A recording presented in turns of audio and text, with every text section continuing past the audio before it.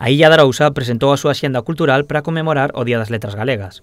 Os eventos comezarán o día 4 co 6º encontro de corais e continuarán con diferentes actos como concertos, obras de teatro ou presentacións de libros. O peche será o día 17 co tradicional Letras no Mar. E o venres 17 ás 11 no Porto do Xufre, xa para pechar todos estes actos, terá lugar o tradicional Letras do Mar organizado pola Asociación Cultural e Deportiva Dorna.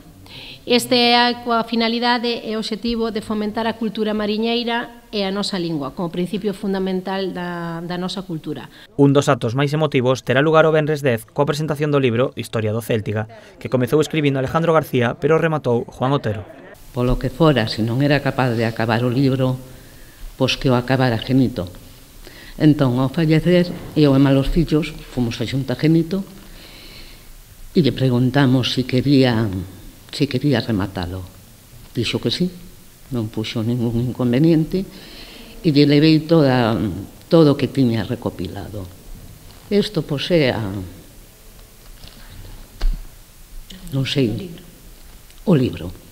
Entre as actuacións máis importantes destaca a de Pauliña, o martes 14, dirixida ao alumnado do Colexio Torre da Illa.